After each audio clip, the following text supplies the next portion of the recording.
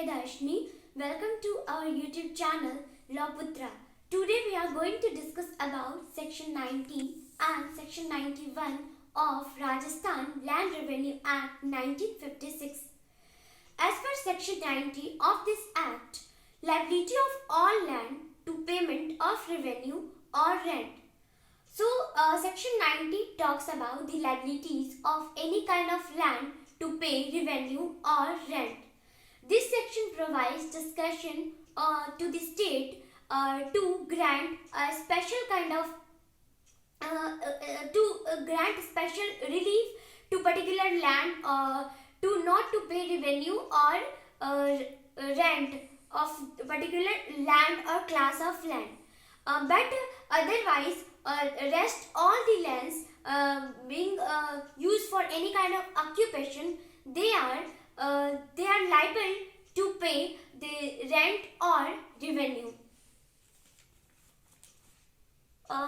So the state government may exempt any land from the liability to such payment by means of a special grant or contract in accordance with the provision of any land for the time being in force.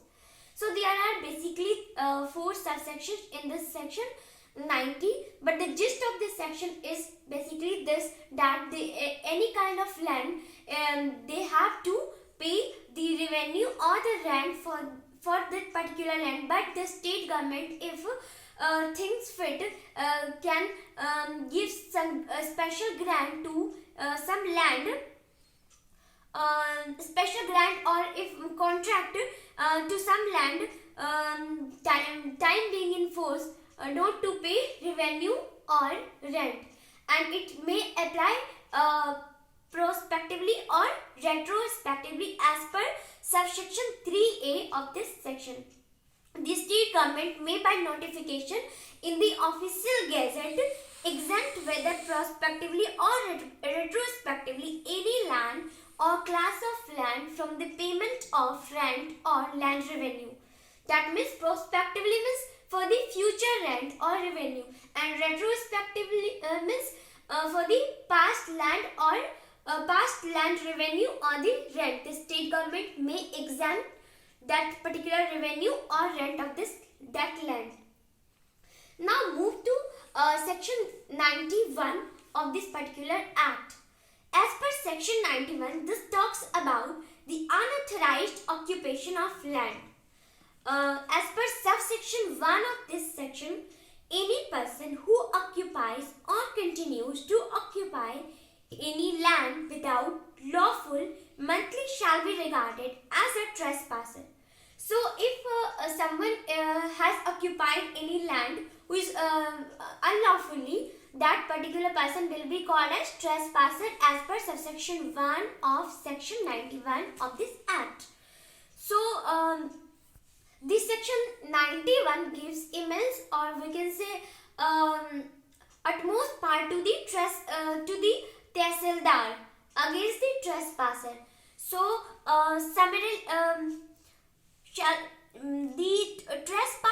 the tehsildar at any time of his motion or upon the application of a local authority at whose disposal such land has been placed, and any crop standing or any building or other construction erected or anything deposited on such land shall, if not removed within. So the tehsildar can take the suo motu or with the application of any local authority ask the trespasser to evacuate or vacate the land, or the tehsildar will give a reasonable time period to vacate that particular area or land, or the tehsildar can even forfeit the land. So, as per subsection 2 of this section, such trespasser shall further be liable to pay for each agricultural year during the whole or any part where off has been in such unauthorized occupation of the land a penalty which may extend to 50 times. So the trespasser, the person who is using that unauthorized land, he will penalty, that is 50 times of the annual rent. Like if the annual rent of the particular land is 1,000, then he has to pay as penalty for that land the rent of 50,000. 50 times the annual rent or assessment, as the case may be, for first act of the trespass. If the trespasser is doing this for the first time, then he will pay it the 50 times of the annual amount of the of this particular annual rent or revenue of this particular land. And if he is doing it subsequently, like for the another time, in the case of each subsequent act of trespass, he shall by the order of Tehsildar be liable to commitment to civic person for a term which may extend to 3 months. And if he is a subsequent offender of that particular, like he is a subsequent trespasser, then he will be punished with 3 months of imprisonment. Now subsection 3 of this act. As per subsection 3, where the trespasser ordered to be committed to civil prison under subsection 2 satisfy the Tehsildar by whom he is. Now subsection 3 talks about the appeal. Appeal by the whom? Appeal by the trespasser. If the Tehsildar is satisfied that yes, the trespasser wants to go for appeal, so he can release him, like the order can be suspended, and the trespasser will make a bond of himself that I want to go for appeal, and for that time period that order will be suspended. Now subsection 4 of this section. In any of the following cases, namely where the trespasser does neither vacate. Okay, subsection 4 talks about the conditions. Like if the trespasser is neither ready to vacate the land, nor he is appearing in response, or if he is appearing, then also his response is being rejected, or he is not going to give some reasonable response, then in that case the Tehsildar may ask the trespasser to vacate the land within the time period of week, that is 7 days. Such time order the removal of the trespasser from such land. The Tehsildar will ask the trespasser to remove from the land or to vacate the land within 1 week. And if the Tehsildar or the person so deputed, like the state can depute a person to help the state or the Tehsildar in vacating that particular land by the trespasser. Now, if the trespasser is denying the order of the Tehsildar or that deputed person, then in that case the Tehsildar can take help of the magistrate in vacating that particular land by the trespasser. Now subsection 5. Subsection 5 of this section talks about notwithstanding anything contained in the foregoing subsection, the Tehsildar may, in case any such land belongs to the category specified in clause 2 of proviso to section 97. Now, clause 2 of the proviso of section 97 of Rajasthan Land Revenue Act 1956, that talks about the small strips of land adjoining existing building. If the land is like that, then the Tehsildar can sell that particular land to the trespasser.